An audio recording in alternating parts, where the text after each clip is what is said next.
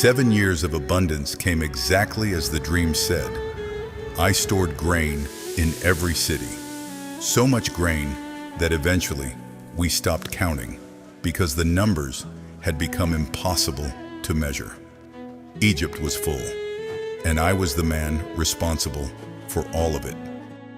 I had a wife and 2 sons, a life that looked nothing like the one I had been born into, and everything like the one I had been shown in a dream when I was 17 years old, lying in a field in Canaan.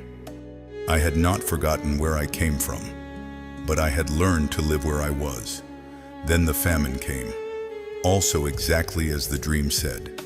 It spread beyond Egypt, across all the surrounding lands, and people came from everywhere to buy grain because Egypt alone had prepared, including, on one ordinary day that was not ordinary at all, 10 men from Canaan. My brothers.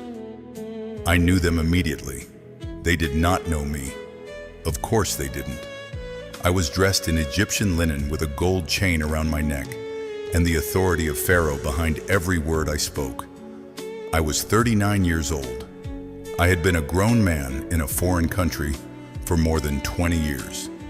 There was no reason for them to look at the governor of Egypt and see the 17-year-old boy they had thrown into a pit. But I knew them. I knew the way they stood.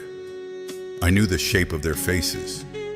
I knew which one held tension in his jaw and which one looked at the ground when he was uncertain. I had grown up watching these men. I knew them better than they knew themselves. They bowed down before me with their faces to the earth. I want you to understand what that moment felt like. 30 years old, I had been elevated. I had a wife and children and responsibilities and a life that kept me busy enough most days to not think about a field in Canaan and a dream about sheaves bowing down. And then 10 men bowed down before me. I was not prepared for what happened inside me. I spoke to them harshly. The text says that. I accused them of being spies. I demanded they prove themselves.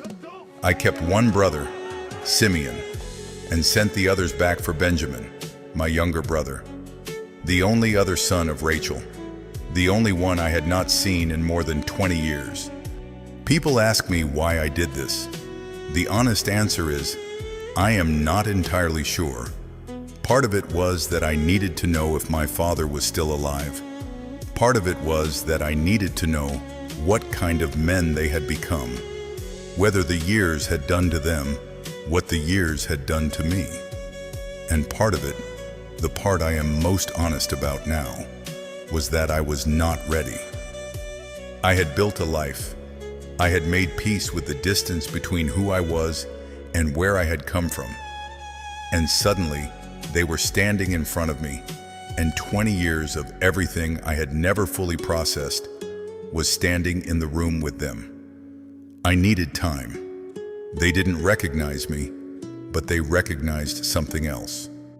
Standing in my court, waiting for my decision, they said to each other, in Hebrew, not knowing I could understand, "We are truly guilty concerning our brother. We saw the distress of his soul when he begged us, and we did not listen." They had been carrying it, all of it, all of these years. I had to leave the room. The text says I turned away from them and wept. That is accurate. I am not going to tell you that forgiveness is easy. I am not going to tell you that seeing them made everything immediately right. It didn't.